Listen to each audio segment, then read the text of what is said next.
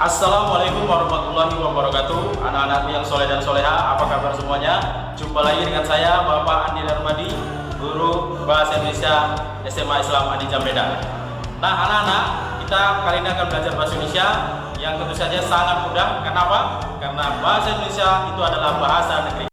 Assalamualaikum warahmatullahi wabarakatuh. Anak-anak yang soleh dan soleha, siswa-siswi SMA Islam An-Nizam Medan, apa kabar semuanya?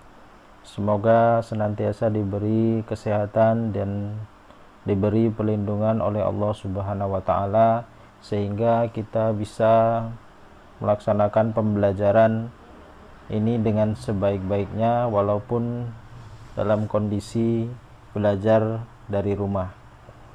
Nah, anak-anak yang soleh dan soleha, jumpa lagi dengan saya Bapak Andi Darmadi, guru SMA Islam An-Nizam Medan, mata pelajaran Bahasa Indonesia.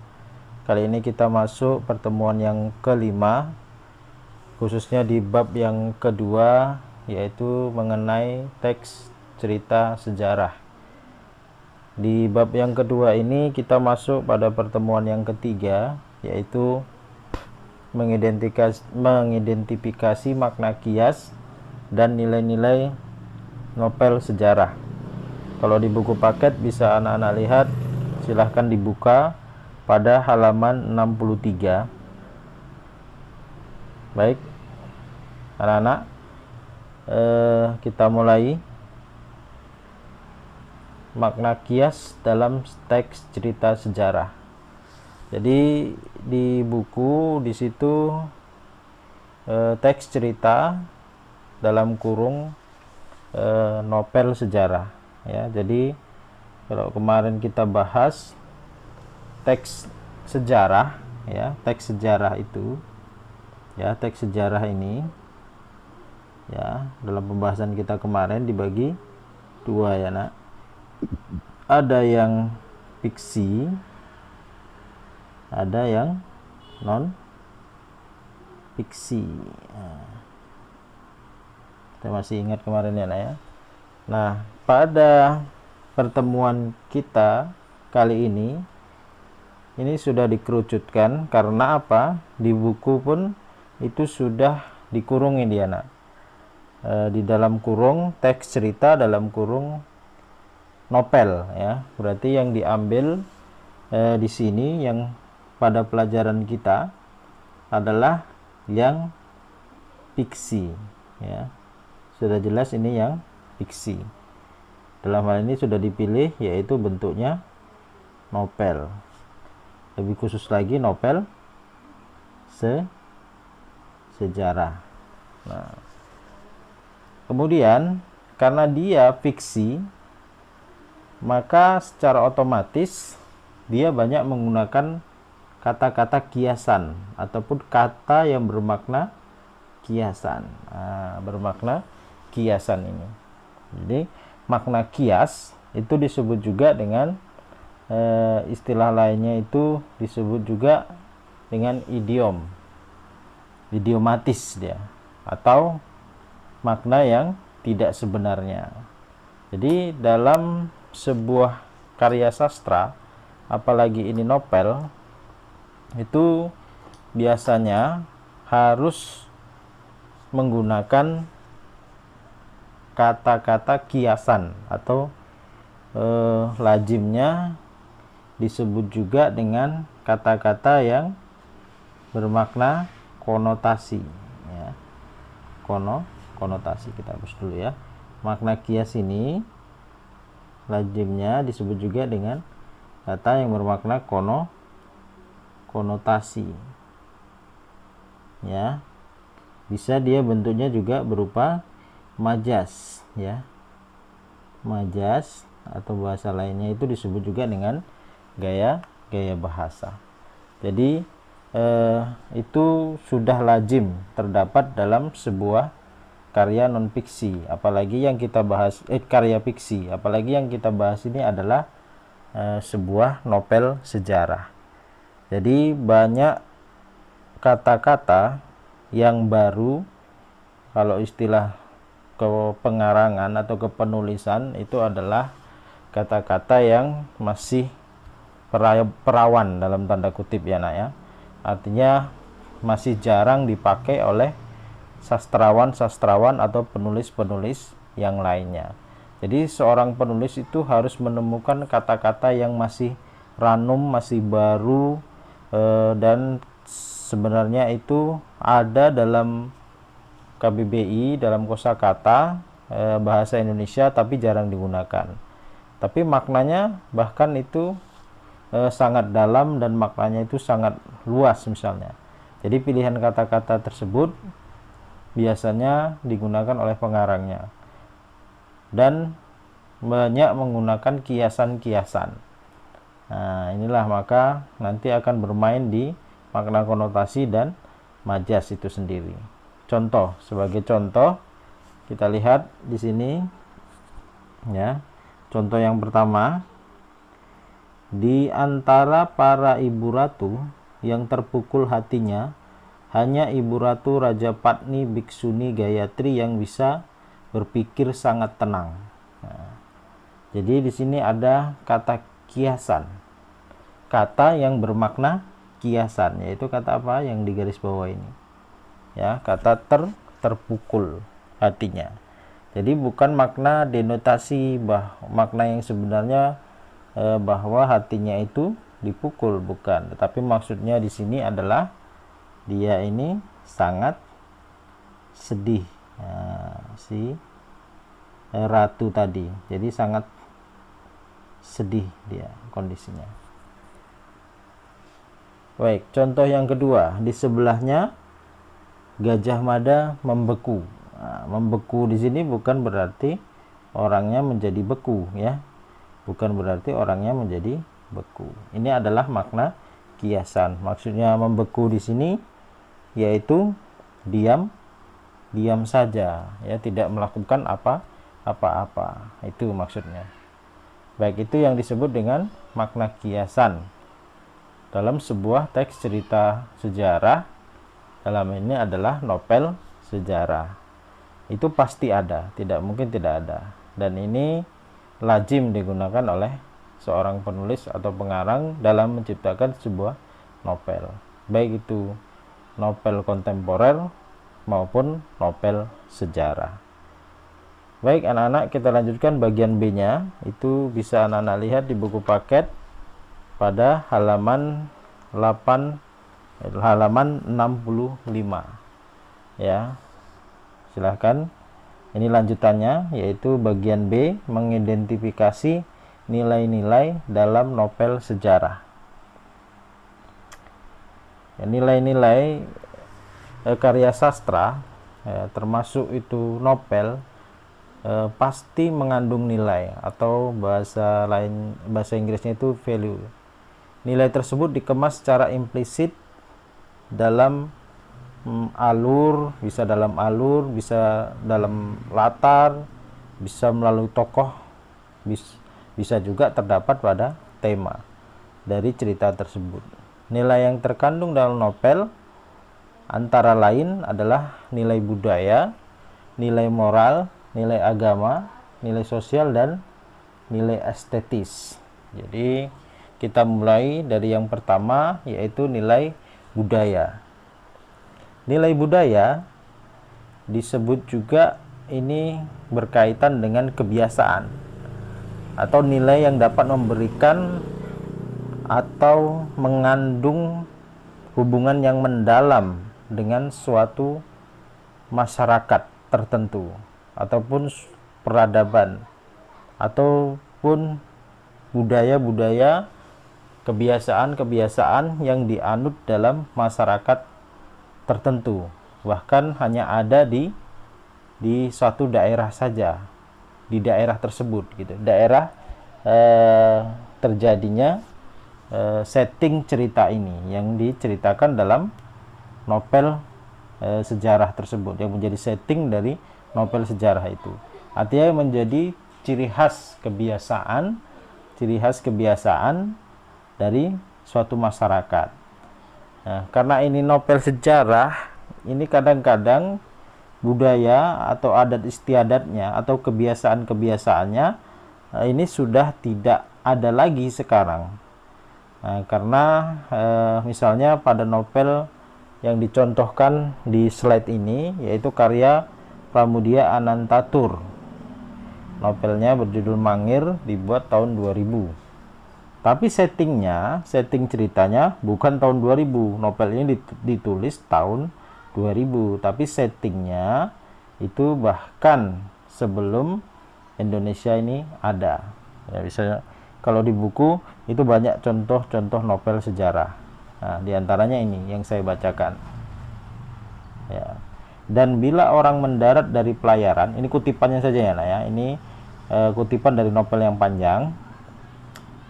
Kita potong saja yang bagian nilai budayanya. Dan bila orang mendarat dari pelayaran, entahlah dari jauh, entahlah dekat, ia akan berhenti di satu tempat beberapa puluh langkah dari dermaga. Ia akan mengangkat sembah di hadapannya berdiri Sela Baginda, sebuah tugu batu berpahat dengan prasasti peninggalan Sri Airlangga. Bila ia meneruskan langkahnya, semua saja jalan besar yang dilaluinya, jalanan ekonomi sekaligus militer, ia akan selalu berpapasan dengan pribumi yang berjalan tenang, tanpa gegas, sekalipun di bawah matahari terik. Ya, ini masih redaksi aslinya ya, nak, ya, dari novel tersebut. Jadi dikatakan di sana matahari, bukan matahari. Nah, itu dia khasanah kekayaan kosakata Indonesia. Nah, ketika itu ada dalam kosakata Indonesia, maka walaupun jarang dipakai ataupun langka, itu bisa digunakan dalam novel. Makanya Athieu mengatakan, seorang pakar bahasa, bahwa dalam membaca sastra itu diperlukan kompetensi, kemampuan dalam bersastra itu sendiri. Ya. Jadi dia selain memiliki wawasan kosakata yang banyak, juga memiliki kemampuan memahami secara setiap idiom ataupun kiasan-kiasan yang terdapat dalam sebuah teks novel sejarah. Baik, dari nilai budaya ini bisa dilihat suatu kebiasaan dari kutipan ini, bahwa masyarakat yang hidup di daerah ini, di daerah yang diceritakan dalam setting ini, selalu menghormati satu patung, ya, satu patung yang berjuluk Sela Baginda, sebuah tugu batu berpahat dengan prasasti peninggalan Sri Airlangga. Itu ya, ini gambarnya Sri Airlangga itu. Jadi setiap masyarakat yang di sini apabila melewati tugu ini, maka mereka atau daerah ini mereka berjalan dengan pelan, bahkan sambil menundukkan badan, dan tidak ada yang jalannya itu cepat atau tergesa-gesa.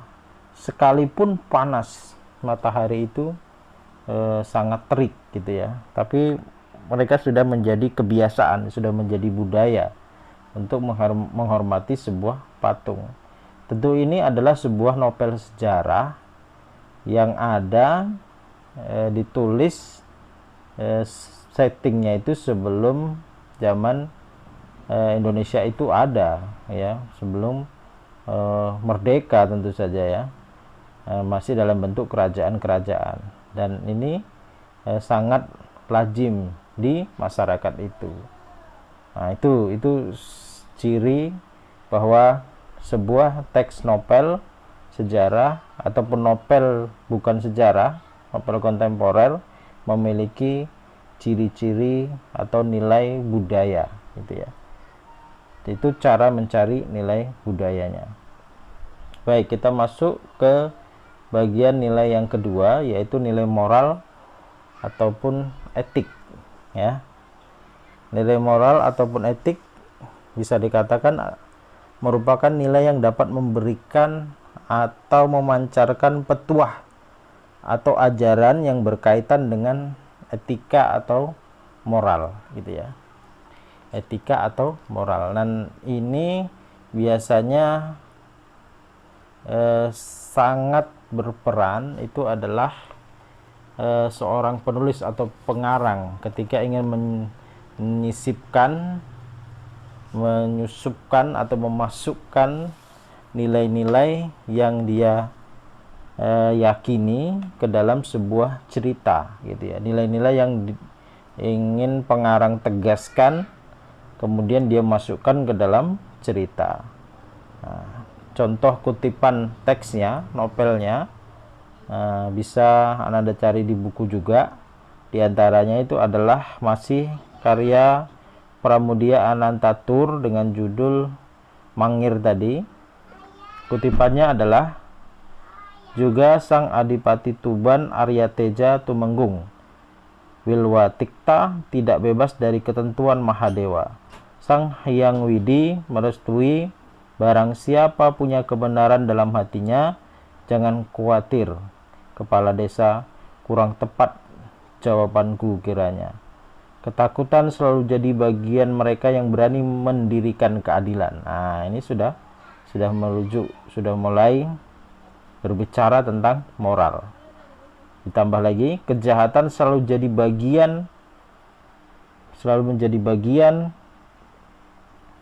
ya. Ini sampai dari sini sudah ini sudah mulai berbicara tentang nilai moral dan etik. Ketakutan selalu jadi bagian mereka yang tak berani mendirikan keadilan. Kejahatan selalu jadi bagian mereka yang mengingkari kebenaran. Maka melanggar keadilan dua-duanya busuk. Dua-duanya sumber keonaran di atas muka bumi ini.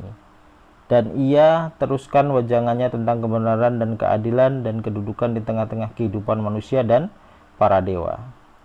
Jadi pengarang ingin menyisipkan pemikirannya tentang keadilan, tentang kebenaran, ya, bahwa kebenaran dan keadilan itu adalah suatu yang sangat penting dan lawannya adalah kejahatan. Dan kejahatan itu adalah hal yang buruk. Dan dikatakan di sini bahkan busuk, ya, sumber keonaran di atas muka bumi. Jadi pengarang bisa menyisipkan nilai moral tersebut, ya, di tengah-tengah sini bisa kelihatan, ya, nilai moral itu ke dalam cerita. Atau anak-anak bisa lihat juga di buku paket, contohnya itu ada di halaman 66. Begitu ya. Maka kebebasan pengarang itu makanya enaknya ketika kita menulis cerita atau mengarang sebuah novel, kita bisa menyisipkan kata-kata yang berupa nasihat, ya, nasihat moral, etika dan seterusnya.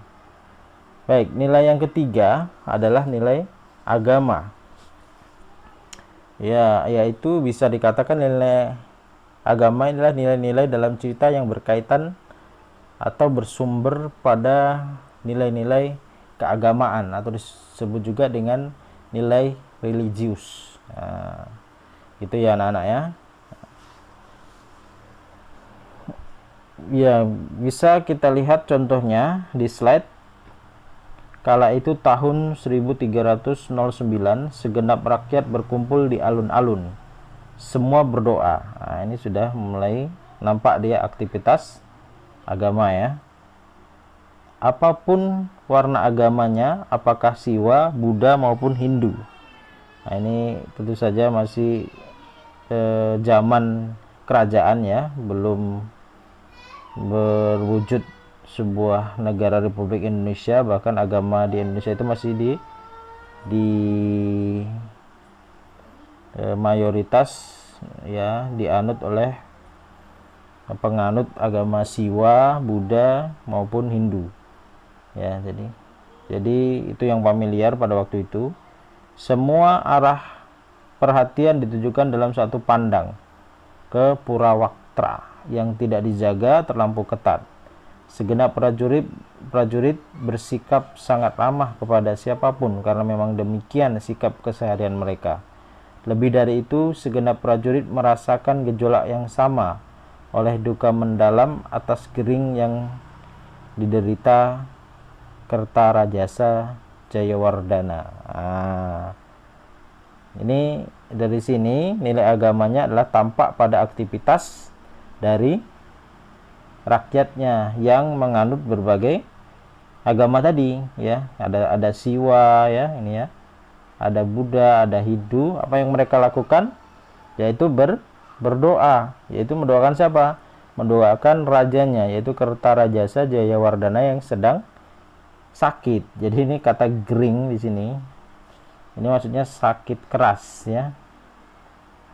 Jadi kemampuan kosakata penulisnya memilih kata gering yang menggantikan kata sakit keras itu juga disebut keterampilan ataupun kemampuan ataupun kompetensi kebahasaan pengarangnya sangat bagus dalam memilih kata-kata. Jadi dengan membuat padan kata yang lain yang kemudian jarang digunakan oleh orang pada umumnya, pengarang bisa memasukkannya dalam sebuah cerita.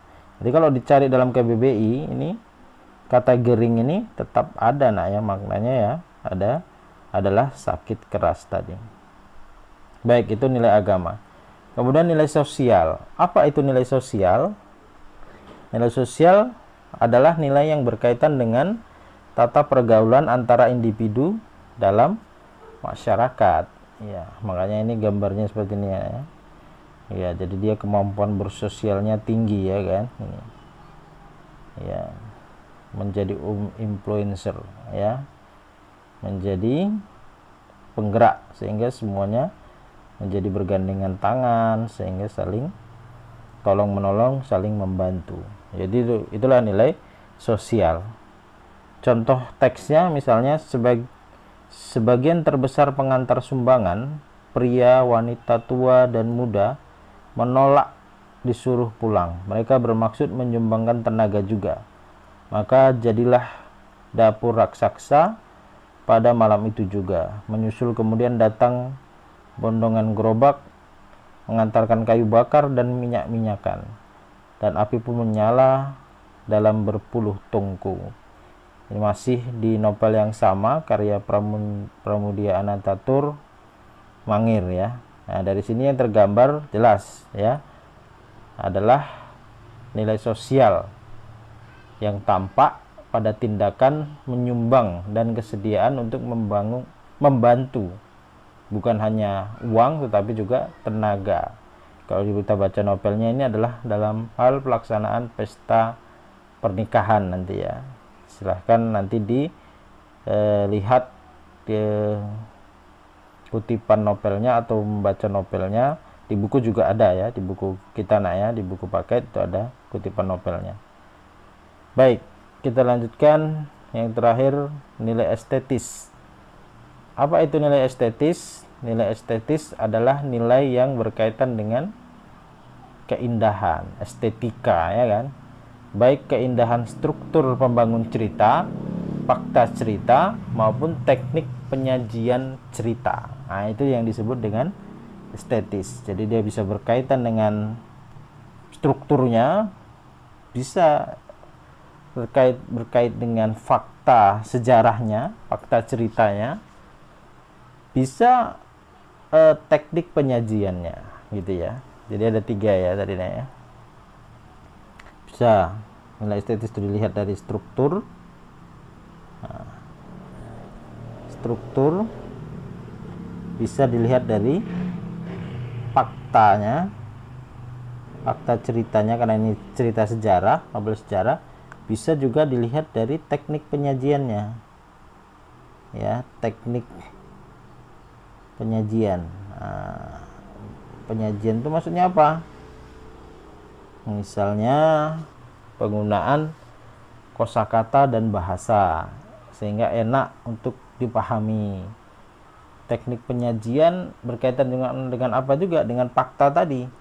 Faktanya itu sederhana, tetapi dengan teknik penyajian, kemampuan pengarangnya yang mumpuni itu menjadi sesuatu yang luar biasa kadang gitu ya.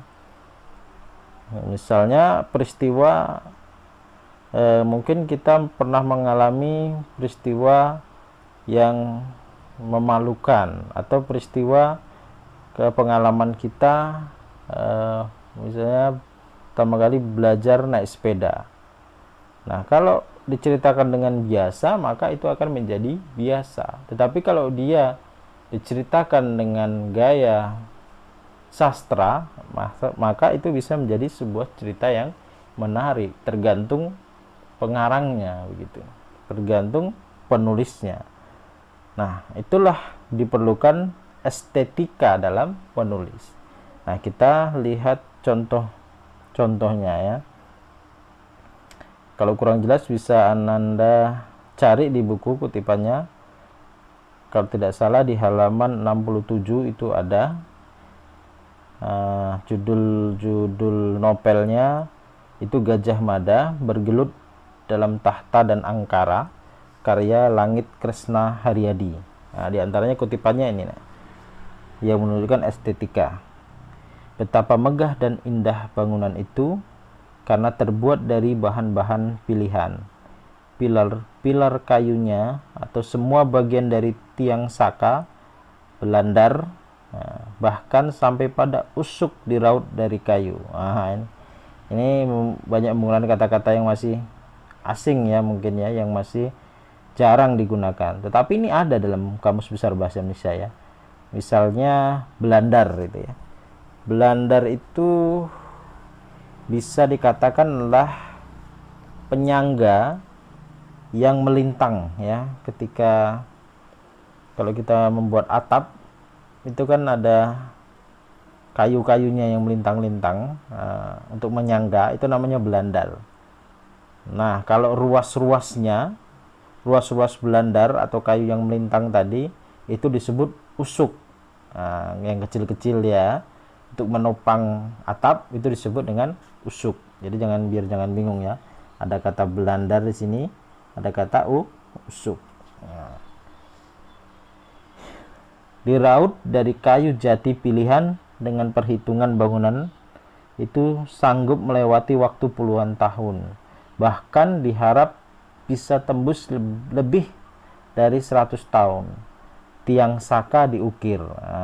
Saka ini maksudnya sang saka, ya kan, dari sang saka ya kan. Tiang saka itu maksudnya tiang utama. Jadi pondasi utama. Maksudnya bukan pondasi ya, tiang utamanya. Diukir indah, warna-warni, kakinya berasal dari bahan batu merah penuh pahatan ukir, mengambil tokoh-tokoh pewayangan atau tokoh yang pernah ada bahkan masih hidup. Maksudnya tiang utamanya itu yang besar, yang biasanya pilar ya, dikatakan pilar di rumah itu disebut juga dengan tiang saka, itu berukir ya, diukir warna-warni di sini dikatakan. Jadi tiang sakanya ini diukir warna-warni dan bermotif tokoh-tokoh pewayangan. Bangunan itu berbeda-beda bentuk atapnya, pun demikian dengan bentuk wajahnya. Halaman 3 istana utama itu diatur rapi dengan sepanjang jalan ditanami pohon tanjung, kesara, dan cempaka. Melingkar-lingkar di halaman adalah tanaman bunga perdu. Ini nilai estetik yang berkaitan dengan fakta cerita, fakta yang ada dalam setting cerita ya. Jadi bisa juga ini terkait dengan teknik penyajian. Dari yang 3 tadi, ini terkait dengan teknik penyajian. Dalam ini adalah kemampuan pengarang mendeskripsikan keadaan istana tadi gitu ya.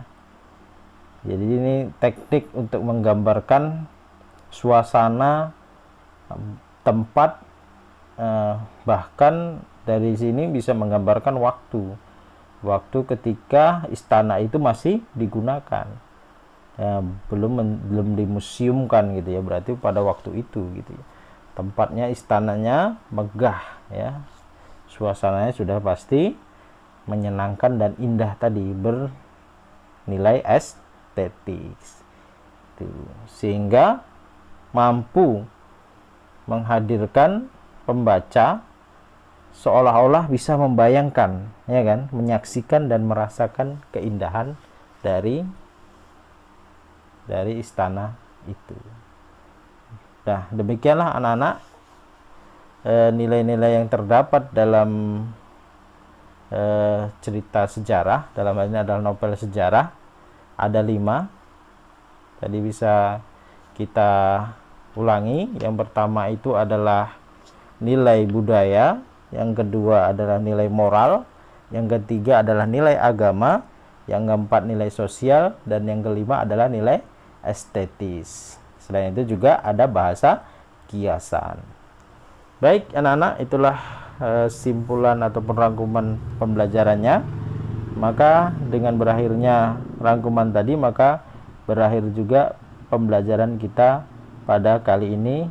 Diharapkan anak-anak sesuai dengan tujuan pembelajaran tadi sudah mampu memahami makna kiasan dan nilai-nilai yang terkandung dalam sebuah novel sejarah, bahkan mampu mengidentifikasi makna kiasan dan nilai-nilai yang terkandung dalam novel sejarah. Demikian anak-anak, sampai ketemu lagi di pertemuan yang akan datang, dan tetap semangat, jaga kesehatan. SMA Islam An-Nizam, unggul, cerdas, islami. Assalamualaikum warahmatullahi wabarakatuh. Alhamdulillah anak-anak, demikian pembelajaran kita pada hari ini. Sampai ketemu lagi pada video pembelajaran yang berikutnya. Jangan lupa like, comment, and share. SMA Islam An-Nizam, unggul, cerdas, islami. Assalamualaikum warahmatullahi wabarakatuh.